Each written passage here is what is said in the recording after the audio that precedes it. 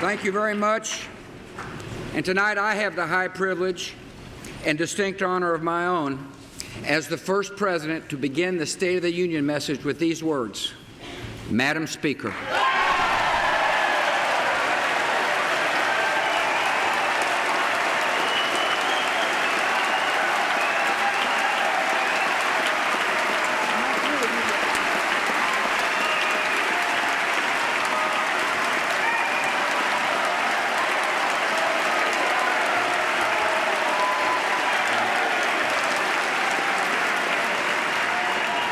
In his day, the late Congressman Thomas D'Alessandro, Jr. from Baltimore, Maryland, saw Presidents Roosevelt and Truman at this rostrum. But nothing could compare with the sight of his only daughter, Nancy, presiding tonight as Speaker of the House of Representatives. Congratulations, Madam Speaker. Congratulations.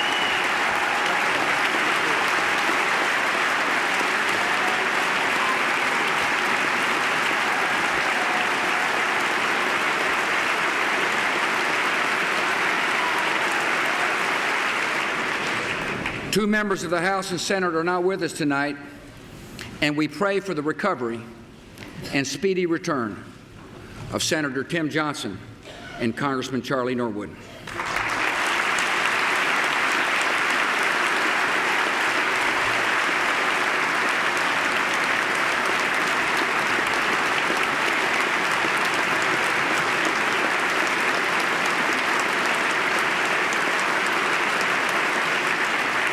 Madam Speaker, Vice President Cheney, members of Congress, distinguished guests, and fellow citizens, the rite of custom brings us together at a defining hour when decisions are hard and courage is needed.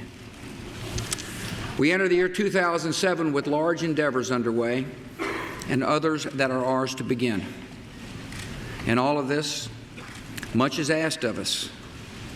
We must have the will to face difficult challenges and determined enemies, and the wisdom to face them together. Some in this chamber are new to the House and the Senate, and I congratulate the Democrat majority.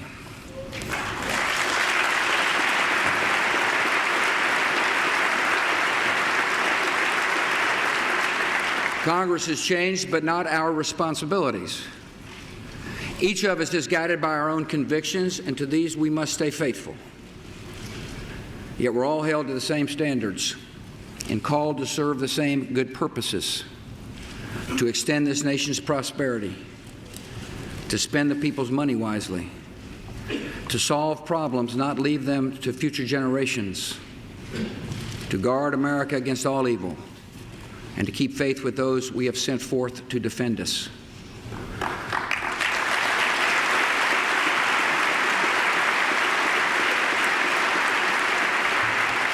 We're not the first to come here with a government divided and uncertainty in the air. Like many before us, we can work through our differences, and we can achieve big things for the American people. Our citizens don't much care which side of the aisle we sit on, as long as we're willing to cross that aisle when there's work to be done.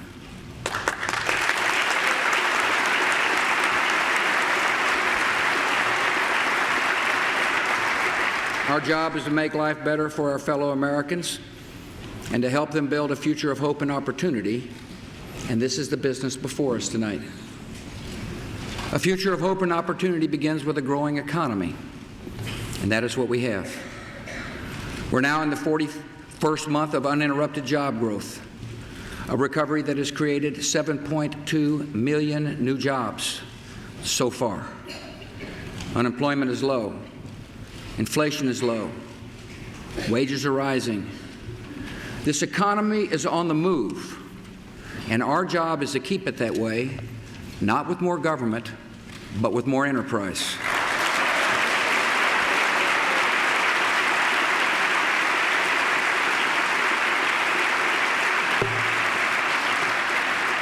Next week, I'll deliver a full report on the state of our economy.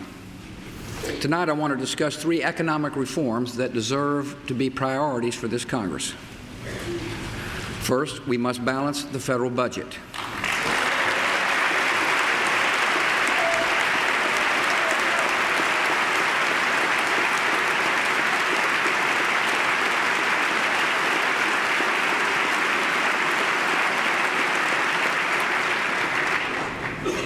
We can do so without raising taxes.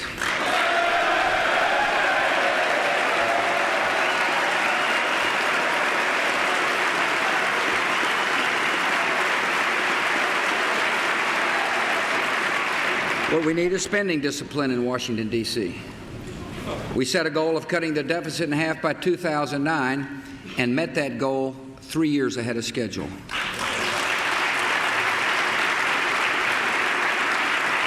Now let us take the next step.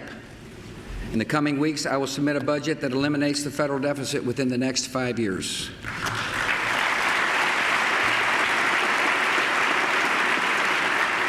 I ask you to make the same commitment.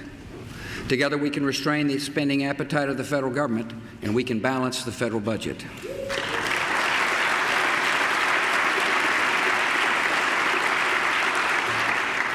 Next, there's the matter of earmarks. These special interest items are often slipped into bills at the last hour, when not even C-SPAN is watching. In 2005 alone, the number of earmarks grew to over 13,000 and totaled nearly $18 billion. Even worse, over 90% of the earmarks never make it to the floor of the House and the Senate. They're dropped into committee reports that are not even part of the bill that arrives on my desk. You didn't vote them into law. I didn't sign them into law. Yet they are treated as if they have the force of law. The time has come to end this practice. So let us work together to reform the budget process, expose every earmark to the light of day and to a vote in Congress, and cut the number and cost of earmarks at least in half by the end of this session.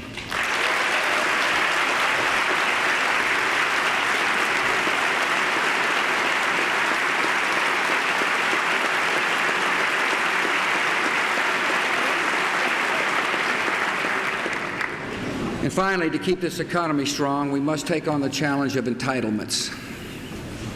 Social Security and Medicare and Medicaid are commitments of conscience, and so it is our duty to keep them permanently sound. Yet we're failing in that duty. And this failure will one day leave our children with three bad options: huge tax increases, huge deficits, or huge and immediate cuts in benefits. Everyone in this chamber knows this to be true, yet somehow we have not found it in ourselves to act. So let us work together and do it now. With enough good sense and goodwill, you and I can fix Medicare and Medicaid and save Social Security.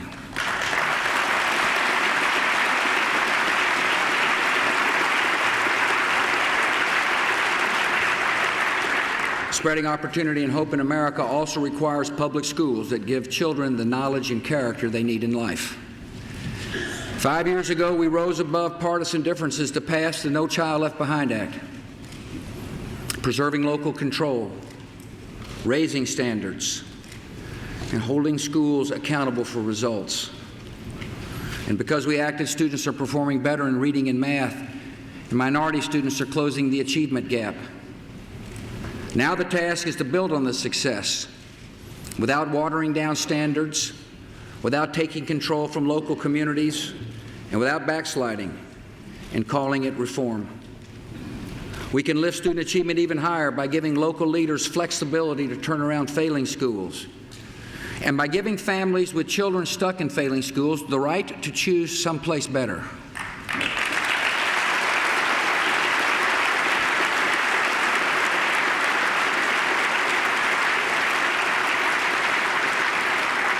We must increase funds for students who struggle and make sure these children get the special help they need.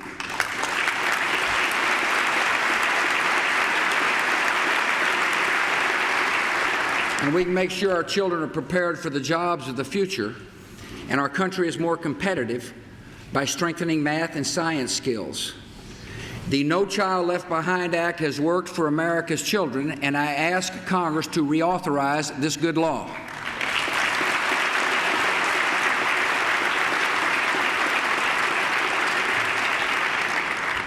A future of hope and opportunity requires that all our citizens have affordable and available health care.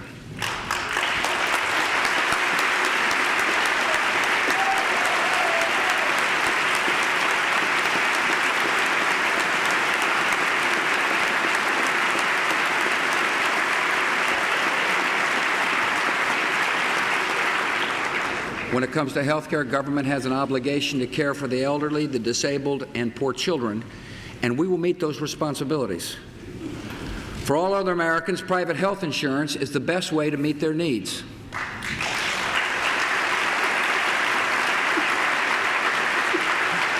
But many Americans cannot afford a health insurance policy.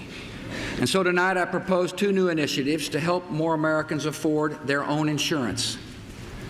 First, I propose a standard tax deduction for health insurance that will be like the standard tax deduction for dependents. Families with health insurance will pay no income on payroll tax or payroll taxes on $15,000 of their income. Single Americans with health insurance will pay no income or payroll taxes on $7,500 of their income. With this reform, more than 100 million men, women, and children who are now covered by employer-provided insurance will benefit from lower tax bills. At the same time, this reform will level the playing field for those who do not get health insurance through their job. For Americans who now purchase health insurance on their own, this proposal would mean a substantial tax savings. $4,500 for a family of four making $60,000 a year.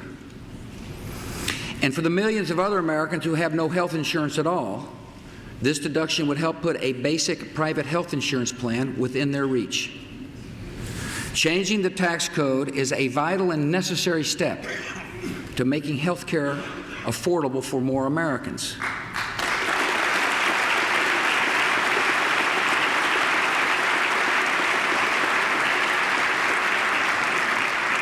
My second proposal is to help the states that are coming up with innovative ways to cover the uninsured.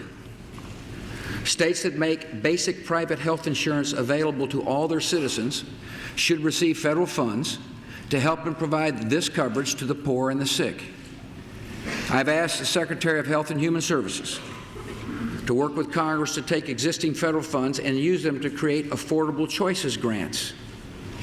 These grants would give our nation's governors more money and more flexibility to get private health insurance to those most in need. There are many other ways that Congress can help. We need to expand health savings accounts.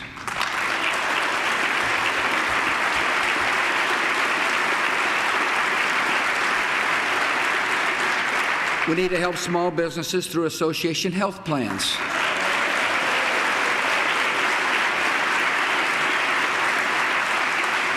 We need to reduce costs in medical errors with better information technology.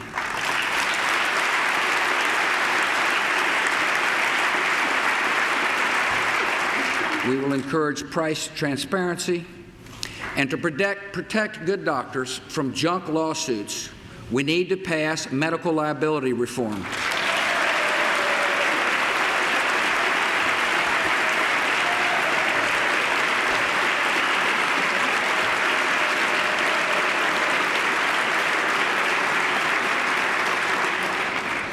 In all we do, we must remember that the best health care decisions are not made by government and insurance companies, but by patients and their doctors.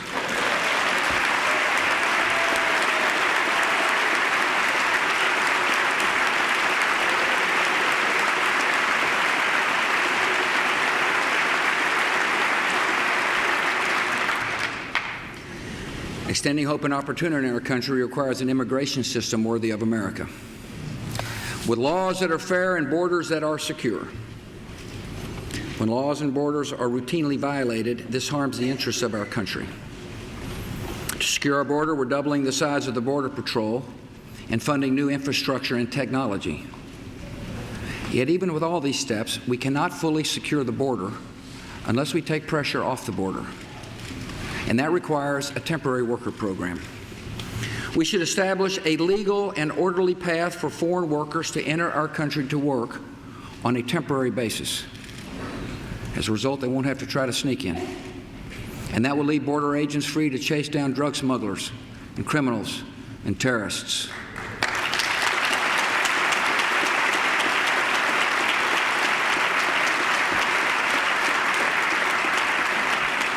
We'll enforce our immigration laws at the work site and give employers the tools to verify the legal status of their workers, so there's no excuse left for violating the law.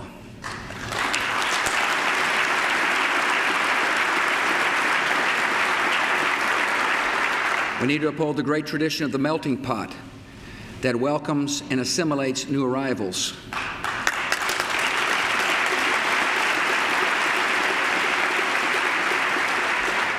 We need to resolve the status of the illegal immigrants who are already in our country without animosity and without amnesty.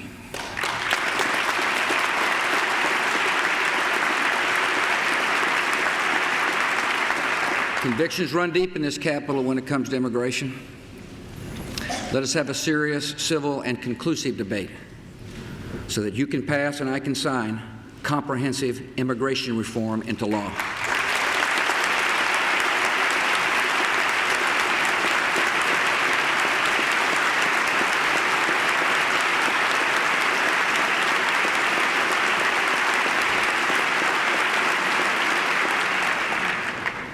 Extending hope and opportunity depends on a stable supply of energy that keeps America's economy running and America's environment clean. For too long, our nation has been dependent on foreign oil. And this dependence leaves us more vulnerable to hostile regimes and to terrorists who could cause huge disruptions of oil shipments and raise the price of oil and do great harm to our economy. It's in our vital interest to diversify America's energy supply. The way forward is through technology. We must continue changing the way America generates electric power by even greater use of clean coal technology, solar and wind energy, and clean, safe nuclear power.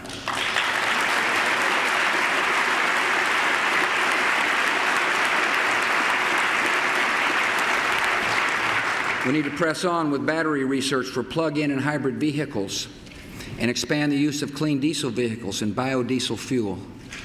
We must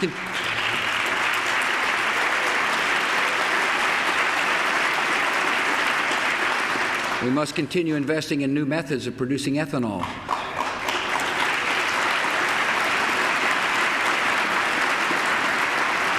Using everything from wood chips to grasses to agricultural wastes.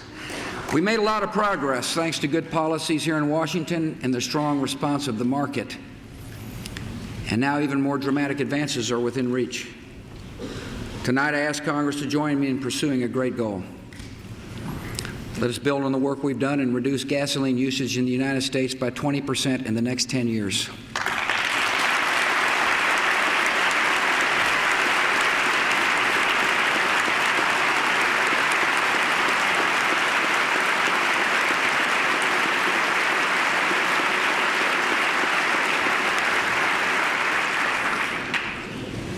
When we do that, we will have cut our total imports by the equivalent of 3/4 of all the oil we now import from the Middle East.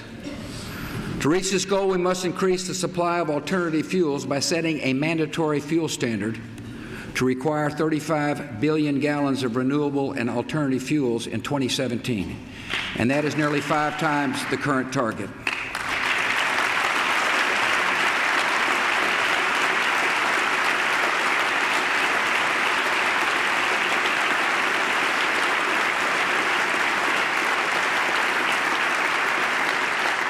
At the same time, we need to reform and modernize fuel economy standards for cars the way we did for light trucks and conserve up to 8.5 billion more gallons of gasoline by 2017. Achieving these ambitious goals will dramatically reduce our dependence on foreign oil, but it's not going to eliminate it. And so as we continue to diversify our fuel supply, we must step up domestic oil production in environmentally sensitive ways. And to further protect America against severe disruptions to our oil supply, I ask Congress to double the current capacity of the Strategic Petroleum Reserve.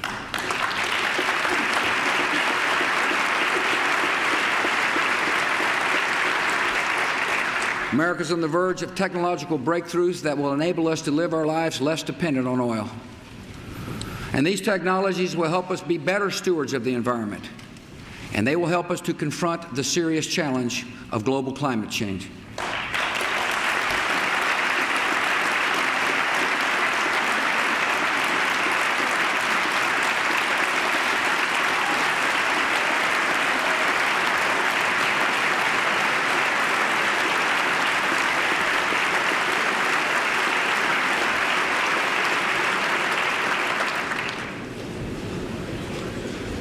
future of hope and opportunity requires a fair, impartial system of justice. The lives of our citizens across our nation are affected by the outcome of cases pending in our federal courts. We have a shared obligation to ensure that the federal courts have enough judges to hear those cases and deliver timely rulings. As President, I have a duty to nominate qualified men and women to vacancies on the federal bench, and the United States Senate has a duty as well to give those nominees a fair hearing and a prompt up or down vote on the Senate floor.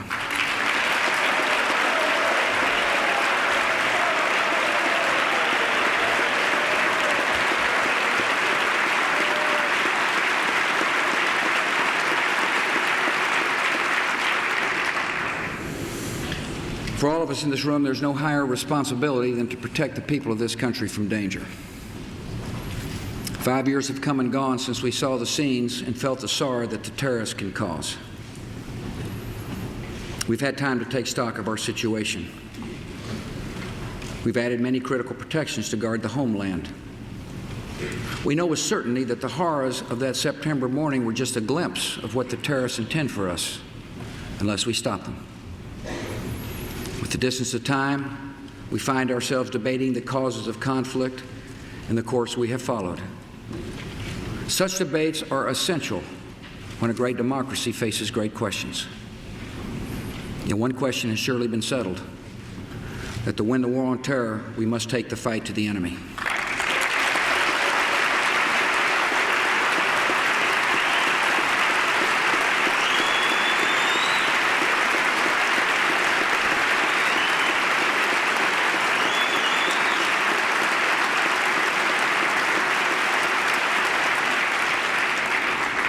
From the start, America and our allies have protected our people by staying on the offense.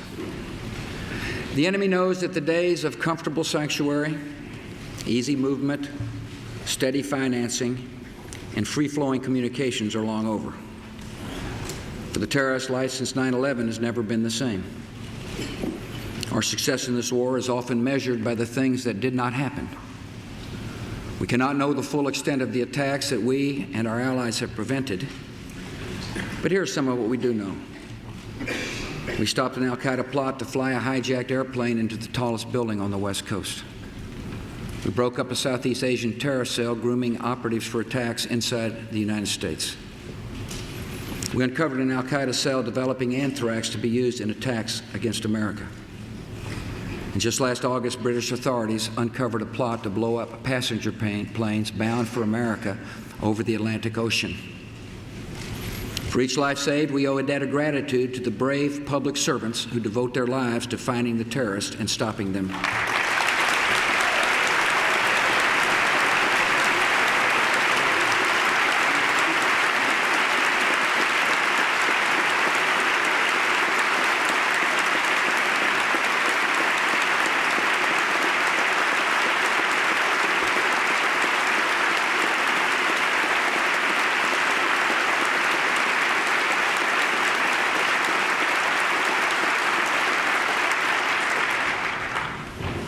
Every success against the terrorists is a reminder of the shoreless ambitions of this enemy.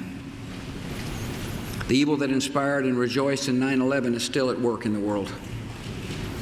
And so long as that's the case, America is still a nation at war. In the mind of the terrorists, this war began well before September the 11th and will not end until their radical vision is fulfilled. And these past 5 years have given us a much clearer view of the nature of this enemy. Al-Qaeda and its followers are Sunni extremists, possessed by hatred and commanded by a harsh and narrow ideology. Take almost any principle of civilization, and their goal is the opposite.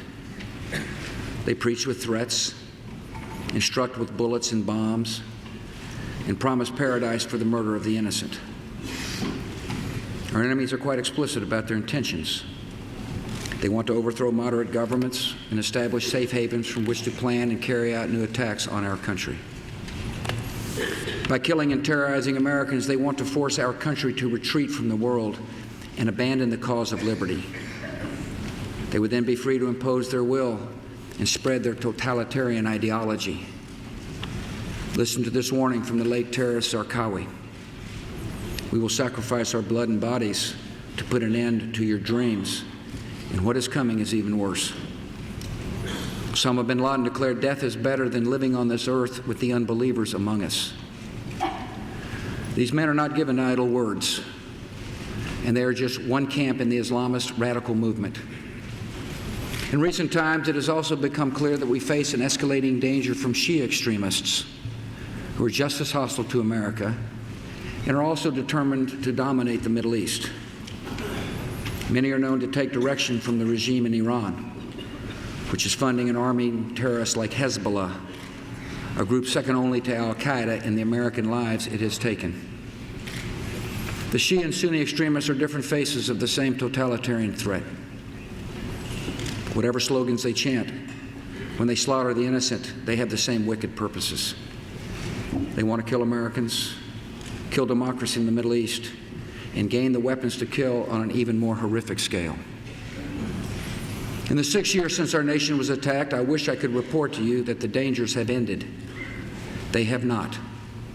And so it remains the policy of this government to use every lawful and proper tool of intelligence, diplomacy, law enforcement, and military action to do our duty, to find these enemies, and to protect the American people.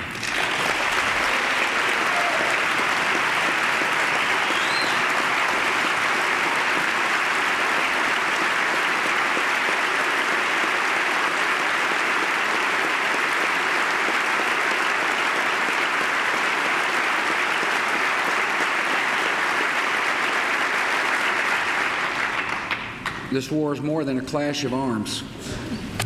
It is a decisive ideological struggle, and the security of our nation is in the balance. To prevail, we must remove the conditions that inspire blind hatred and drove 19 men to get onto airplanes and to come and kill us. What every terrorist fears most is human freedom.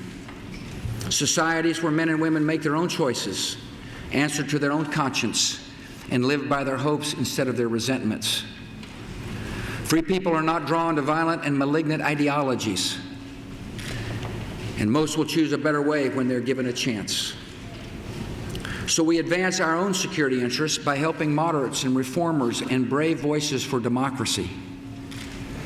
The great question of our day is whether America will help men and women in the Middle East to build free societies and share in the rights of all humanity.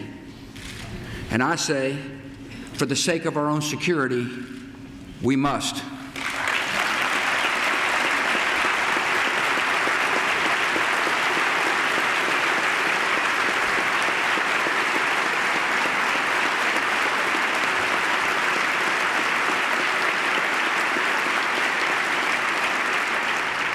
In the last 2 years, we've seen the desire for liberty in the broader Middle East, and we have been sobered by the enemy's fierce reaction. In 2005, the world watched as the citizens of Lebanon raised the banner of the Cedar Revolution. They drove out the Syrian occupiers and chose new leaders in free elections. In 2005, the people of Afghanistan defied the terrorists and elected a democratic legislature. And in 2005, the Iraqi people held 3 national elections, choosing a transitional government, adopting the most progressive democratic constitution in the Arab world, and then electing a government under that constitution.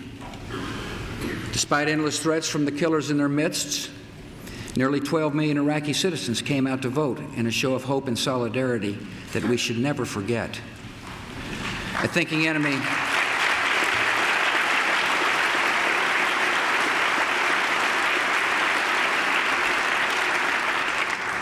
enemy watched all these scenes, adjusted their tactics, and in 2006 they struck back. In Lebanon, assassins took the life of Pierre Gemayel, a prominent participant in the Cedar Revolution. Hezbollah terrorists with support from Syria and Iran sowed conflict in the region and are seeking to undermine Lebanon's legitimately elected government. In Afghanistan, Taliban and al-Qaeda fighters tried to regain power by regrouping and engaging Afghan and NATO forces. In Iraq, al-Qaeda and other Sunni extremists blew up one of the most sacred places in Shia Islam, the Golden Mosque of Samarra. This atrocity, directed at a Muslim house of prayer, was designed to provoke retaliation from Iraqi Shia, and it succeeded. Radical Shia elements, some of whom received support from Iran, formed death squads. The result was a tragic escalation of sectarian rage and reprisal that continues to this day. This is not the fight we entered in Iraq, but it is the fight we are in. Every one of us wishes this war were over and won.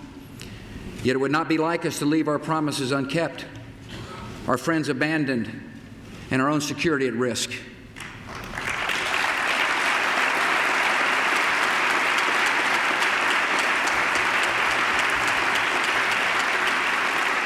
Ladies and gentlemen, on this day, at this hour, it is still within our power to shape the outcome of this battle.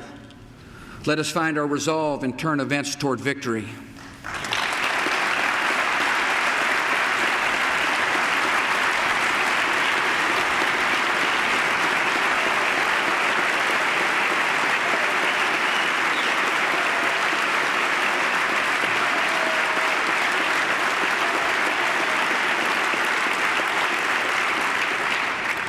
We're carrying out a new strategy in Iraq, a plan that demands more from Iraq's elected government and gives our forces in Iraq the reinforcements they need to complete their mission. Our goal is a democratic Iraq that upholds the rule of law, respects the rights of its people, provides them security, and is an ally in the war on terror. In order to make progress toward this goal, the Iraqi government must stop the sectarian violence in its capital. But the Iraqis are not yet ready to do this on their own. So we're deploying reinforcements of more than 20,000 additional soldiers and Marines to Iraq. The vast majority will go to Baghdad, where they will help Iraqi forces to clear and secure neighborhoods and serve as advisors embedded in Iraqi army units. With Iraqis in the lead, our forces will help secure the city by chasing down the terrorists, insurgents, and the roaming death squads. And in Anbar province, where al-Qaeda terrorists have gathered and local forces have begun showing a willingness to fight them, we're sending an additional 4,000 United States Marines with orders to find the terrorists and clear them out.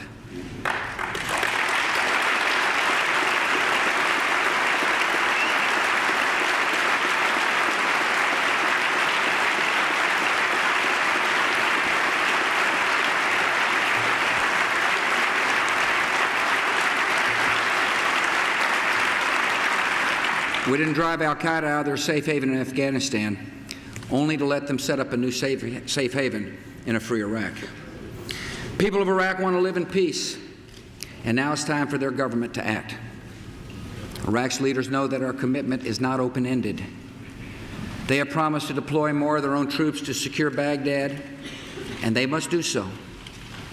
They pledge that they will confront violent radicals of any faction or political party, and they need to follow through and lift needless restrictions on Iraqi and coalition forces so these troops can achieve their mission of bringing security to all of the people of Baghdad. Iraq's leaders have committed themselves to a series of benchmarks to achieve reconciliation, to share oil revenues among all Iraq citizens, to put the wealth of Iraq into the rebuilding of Iraq, to allow more Iraqis to re-enter their nation's civic life, to hold local elections, and to take responsibility for security in every Iraqi province. But for all this to happen, Baghdad must be secure. And our plan will help the Iraqi government take back its capital and make good on its commitments. My fellow citizens, our military commanders and I have carefully weighed the options. We discussed every possible approach. In the end, I chose this course of action because it provides the best chance for success. Many in this chamber understand that America must not fail in Iraq, because you understand that the consequences of failure would be grievous and far-reaching. If American forces step back before Baghdad is secure, the Iraqi government would be overrun by extremists on all sides. We could expect an epic battle between Shia extremists backed by Iran and Sunni extremists aided by al-Qaeda and supporters of the old regime. A contagion of violence could spill out across the country, and in time, the entire region could be drawn into the conflict. For America, this is a nightmare scenario. For the enemy, this is the objective.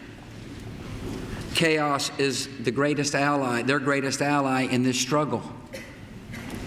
And out of chaos in Iraq would emerge an emboldened enemy with new safe havens, new recruits, new resources, and an even greater determination to harm America. To allow this to happen would be to ignore the lessons of September the 11th and invite tragedy. Ladies and gentlemen, nothing is more important at this moment in our history than for America to succeed in the Middle East, to succeed in Iraq, and to spare the American people from this danger.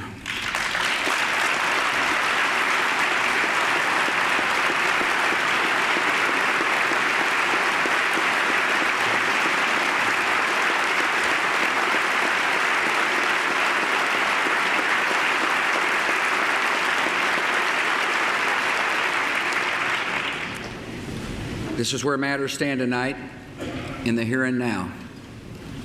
I've spoken with many of you in person. I respect you and the arguments you've made.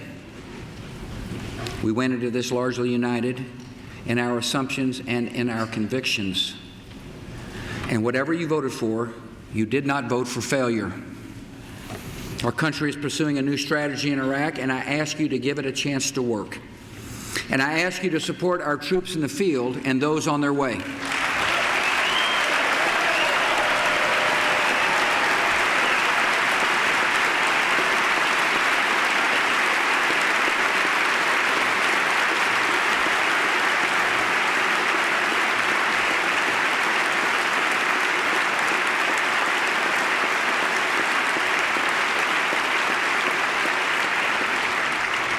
The war on terror we fight today is a generational struggle that will continue long after you and I have turned our duties over to others. And that's why it's important to work together so our nation can see this great effort through. Both parties and both branches should work in close consultation. That's why I've proposed to establish a special advisory council on the war on terror, made up of leaders in Congress from both political parties. We will share ideas for how to position America to meet every challenge that confronts us. We will show our enemies abroad that we're united in the goal of victory. And one of the first steps we can take together is to add to the ranks of our military so that the American armed forces are ready for all the challenges ahead. Tonight,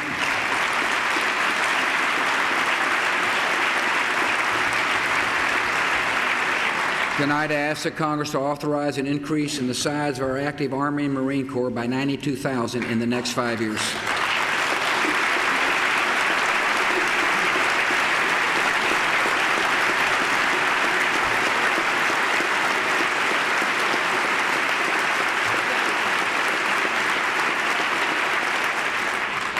Second task we can take on together is to design and establish a volunteer civilian reserve corps. Such a corps would function much like our military reserve. It would ease the burden on the armed forces by allowing us to hire civilians with critical skills to serve on missions abroad when America needs them. It would give people across America who do not wear the uniform a chance to serve in the defining struggle of our time. Americans can have confidence in the outcome of this struggle because we're not in this struggle alone. We have a diplomatic strategy that is rallying the world to join in the fight against extremism. In Iraq, multinational forces are operating under a mandate from the United Nations. We're working with Jordan and Saudi Arabia and Egypt and the Gulf states to increase support for Iraq's government. The United Nations has imposed sanctions on Iran and made it clear that the world will not allow the regime in Tehran to acquire nuclear weapons.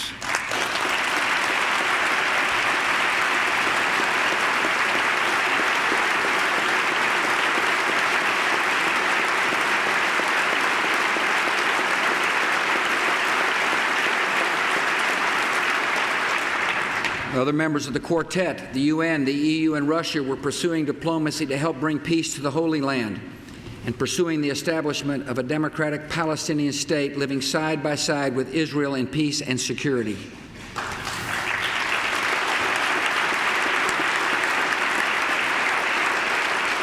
In Afghanistan, NATO has taken the lead in turning back the Taliban and al-Qaeda offensive, the first time the alliance has deployed forces outside the North Atlantic area. Together with our partners in China and Japan, Russia, and South Korea, we're pursuing intensive diplomacy to achieve a Korean peninsula free of nuclear weapons.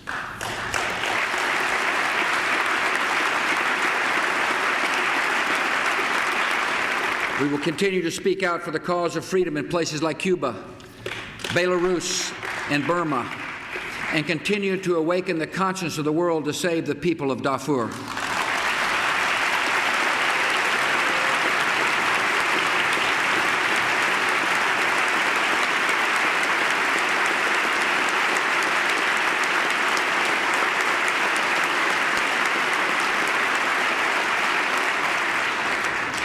American foreign policy is more than a matter of war and diplomacy. Our work in the world is also based on a timeless truth: to whom much is given, much is required. We hear the call to take on the challenges of hunger and poverty and disease, and that is precisely what America is doing. We must continue to fight HIV/AIDS, especially on the continent of Africa.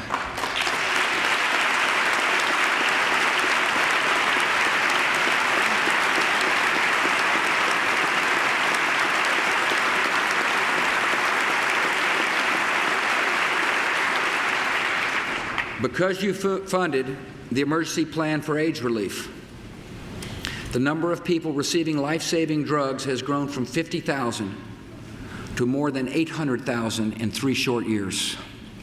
I ask you to continue funding our efforts to fight HIV/AIDS, and I ask you to provide $1.2 billion over 5 years so we can combat malaria in 15 African countries.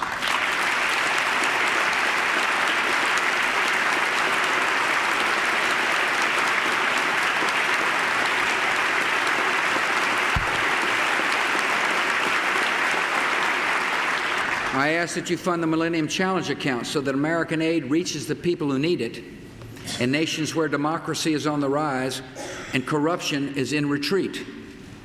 And let us continue to support the expanded trade and debt relief that are the best hope for lifting lives and eliminating poverty.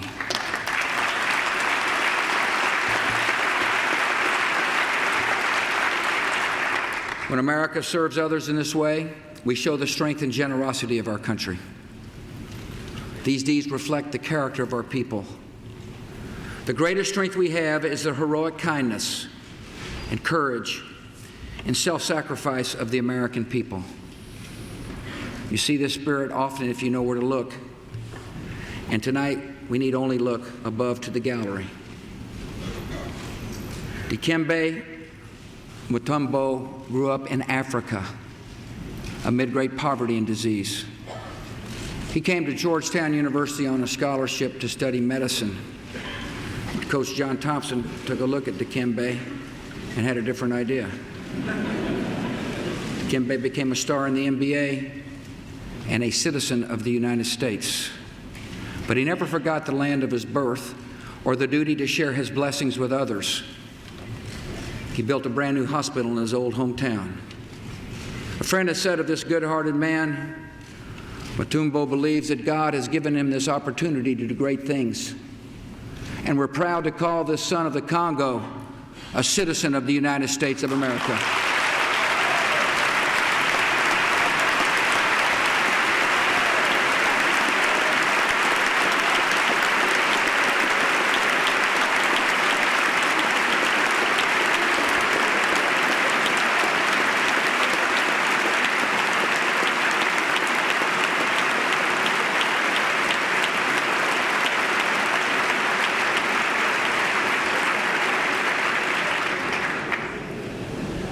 After her daughter was born, Julie Eigner Clark searched for ways to share her love of music and art with her child. So she borrowed some equipment and began filming children's videos in her basement. The Baby Einstein Company was born, and in just 5 years, her business grew to more than $20 million in sales.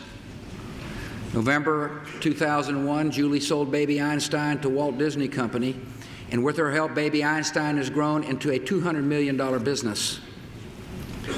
Julie represents the great enterprising spirit of America, and she's using her success to help others, producing child safety videos with John Walsh of the National Center for Missing and Exploited Children. Julie says of her new project, "I believe it is the most important thing I have ever done. I believe that children have the right to live in a world that is safe." And so tonight, we are pleased to welcome this talented business entrepreneur and generous social entrepreneur, Julie Eigner Clark.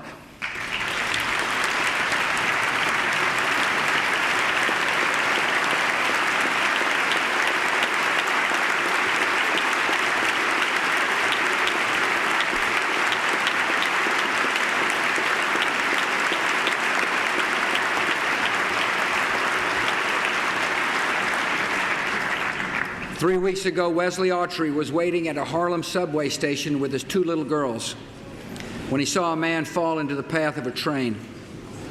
With seconds to act, Wesley jumped onto the tracks, pulled the man into the space between the rails, and held him as the train passed right above their heads. He insists he's not a hero. He says, "We got guys and girls overseas dying for us to have our freedoms. We have got to show each other some love." There is something wonderful about a country that produces a brave and humble man like Wesley Autry.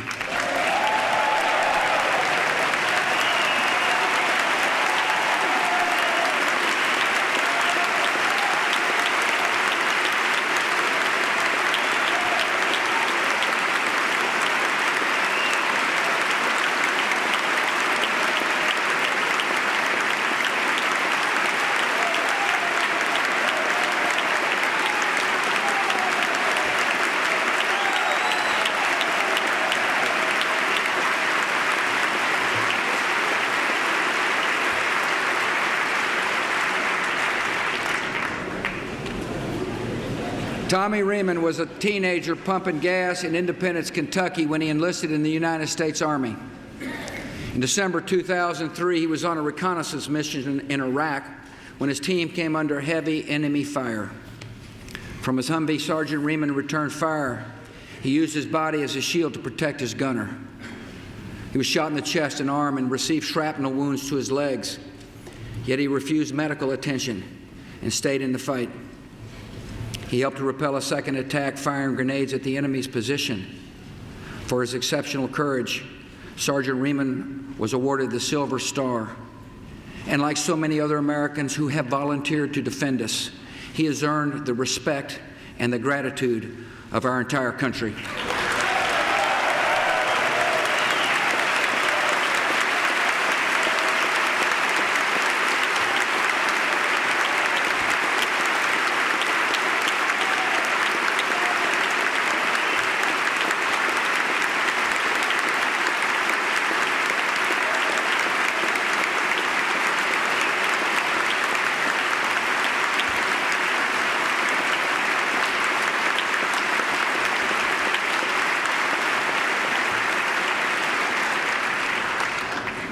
In such courage and compassion, ladies and gentlemen, we see the spirit and character of America.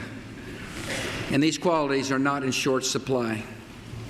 This is a decent and honorable country, and resilient too. We've been through a lot together. We've met challenges and faced dangers, and we know that more lie ahead. Yet we can go forward with confidence because the state of our union is strong. Our cause in the world is right. And tonight, that cause goes on. God bless.